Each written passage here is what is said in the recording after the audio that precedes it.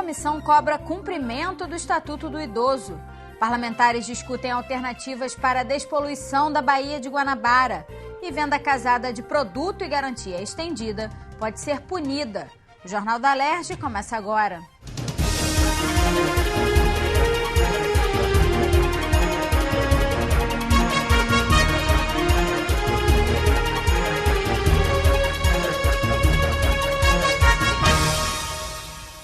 Nesta terça, os parlamentares analisaram um projeto do deputado Luiz Paulo que cria punições para empresas e estabelecimentos comerciais que façam a venda casada de bens de consumo duráveis, junto com a garantia estendida do produto. Nesta terça-feira, os parlamentares analisaram um projeto do deputado Luiz Paulo que prevê a aplicação de pena administrativa em caso de venda casada de bens de consumos duráveis, como garantia estendida.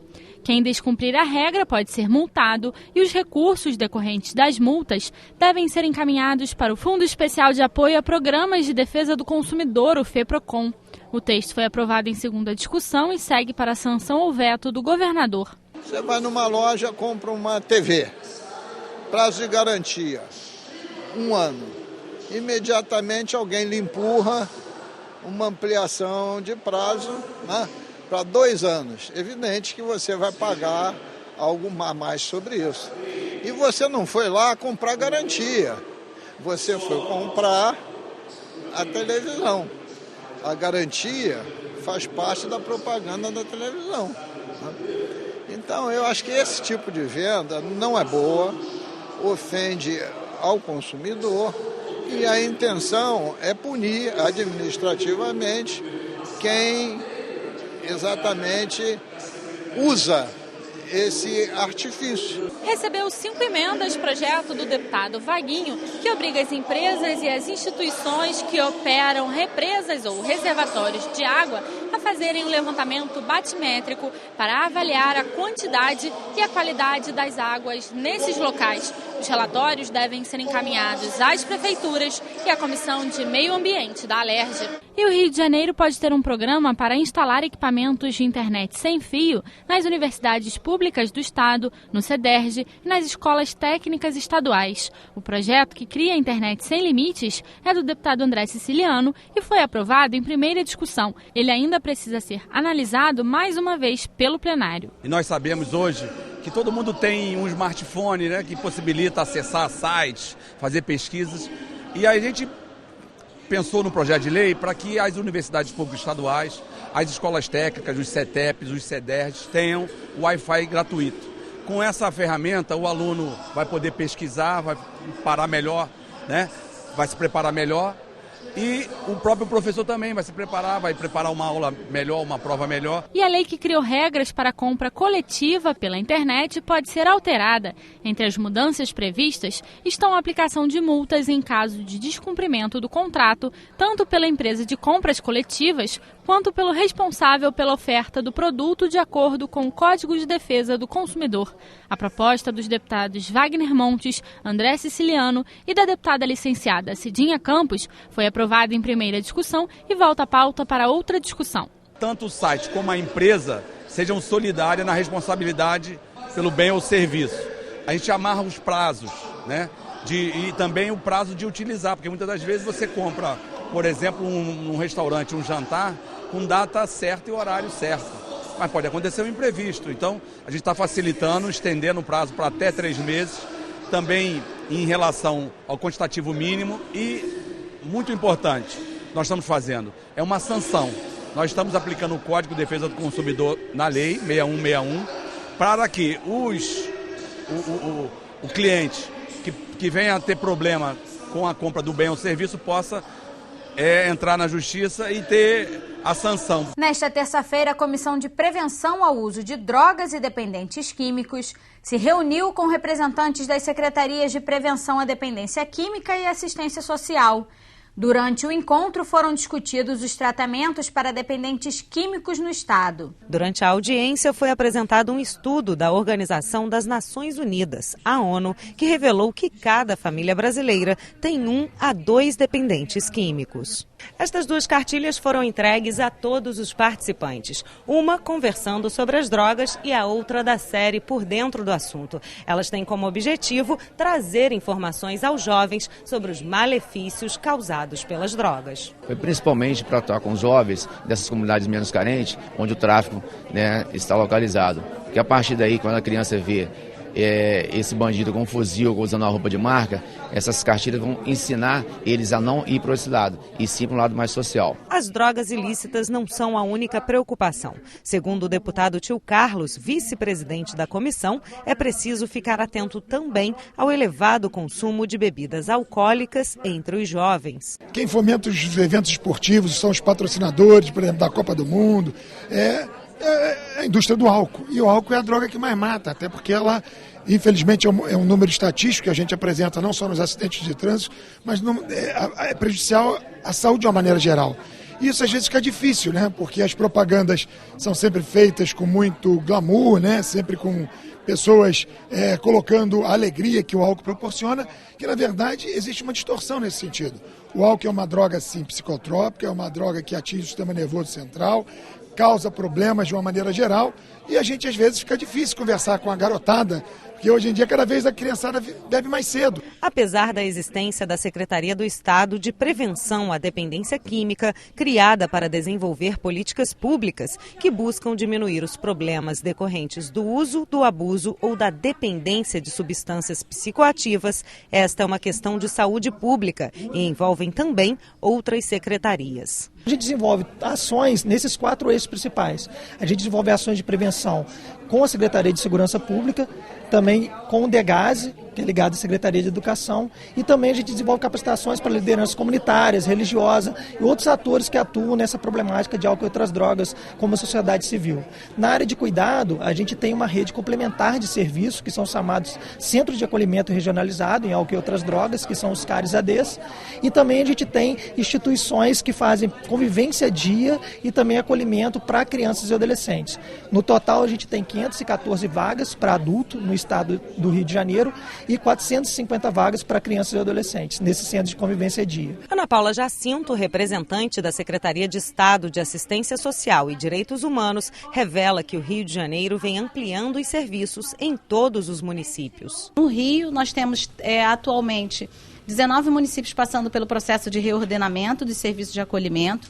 Nós temos 100% de cobertura de proteção básica, que são os CRAs. Temos equipamentos de CRAs, Centro de Referência de Assistência Social, em todos os municípios do Rio de Janeiro, totalizam 453, e temos CREAs, nós temos praticamente em todos os municípios, só não temos em 7, que estão no processo de implantação. Para o presidente da comissão, há necessidade de conhecer os tratamentos para buscar soluções junto ao governo do estado, com o objetivo de melhorar, aparelhar e divulgar os lugares onde os dependentes possam se tratar. Essa audiência é interagir com o público e a população do Rio de Janeiro, as dificuldades de acesso que estão tendo aos leitos de internações aos dependentes químicos do estado. Com isso, a Assembleia vai estreitar esse relacionamento e colocar para a mídia e para a população a acessibilidade a essas internações. Na pauta da Comissão de Constituição e Justiça desta terça-feira, 32 projetos. Um dos projetos que recebeu parecer pela constitucionalidade foi do deputado André Siciliano, que destina 10% das vagas dos concursos públicos para pessoas de baixa renda ou que vivam abaixo da linha de pobreza. Eu acho que o projeto tem muito conteúdo, é um projeto importante, é um projeto tão importante que foi o mais discutido na reunião da comissão.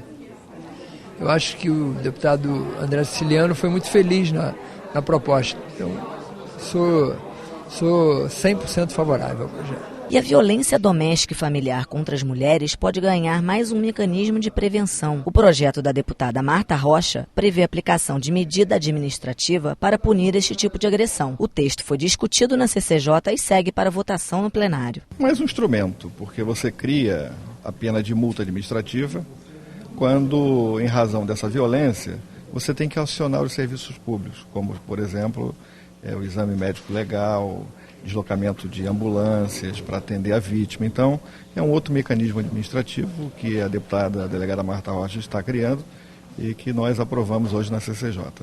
Outro projeto aprovado na CCJ foi do deputado Bebeto, que concede desconto no IPVA a proprietários de veículos que não possuem infrações de trânsito. O Poder Executivo pode dar um desconto com base na ausência de multa do exercício, ou seja, do ano anterior, e cumulativo em até 3 anos sem multa, chegando a 15% de desconto no IPVA, adicionadas aos outros descontos de IPVA que também já existem, como, por exemplo, de carro, de táxi, e outras matérias já votadas aqui nessa casa. É um projeto de lei muito importante, beneficia muito o adquirente de veículo automotor, né, o consumidor de carro, até porque hoje em dia todo mundo está sujeito a uma enormidade de fiscalização de multas. Então a gente tem que mesmo beneficiar e homenagear aqueles que se conduzem com correção no trânsito, que não põem a segurança de ninguém em risco. A Comissão de Defesa da Criança, Adolescente e Idoso realizou audiência para discutir o cumprimento do Estatuto do Idoso. No encontro, muitas reivindicações e apresentações artísticas dos grupos de terceira idade.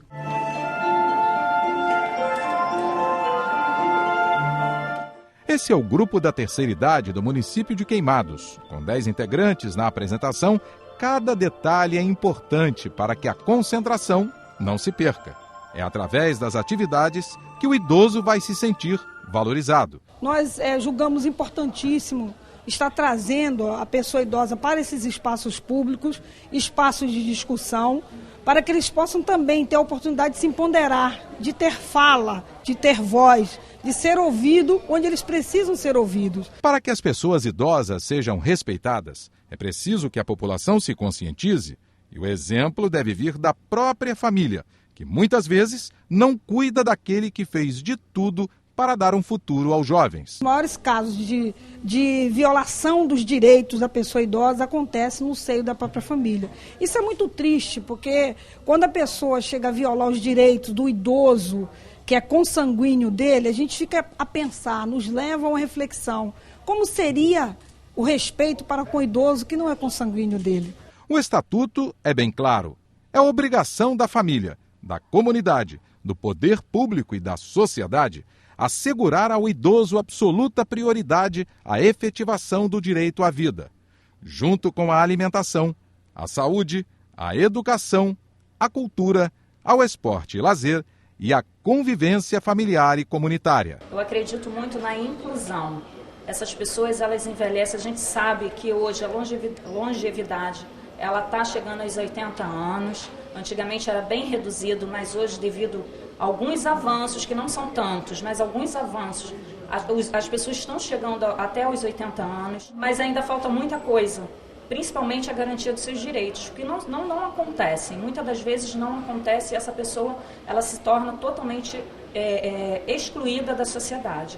Os idosos levaram representantes de diversos municípios, debateram, falaram de pontos que têm que ser cumpridos. As audiências públicas são importantíssimas porque são conquistas sociais. A gente tem que estar informado. Para ser honesta, o Estatuto do Idoso, que foi desde 2000, e desde nós já temos algum tempo dele, mais ou menos 85% do que consta no Estatuto ainda não foi implementado no nosso país. Ainda este mês, os deputados da Comissão de Saneamento Ambiental vão fazer uma visita à unidade de tratamento de esgoto de Rios de Arroio Fundo, na zona oeste do Rio. O objetivo é discutir alternativas para a despoluição da Baía de Guanabara. Durante a audiência, o oceanógrafo David Zi apresentou as UTRs como uma solução complementar de curto prazo e menor custo financeiro para a despoluição da Baía de Guanabara. Zi acredita que filtrar os rios que desembocam na Baía é uma forma mais rápida para melhorar a qualidade da água.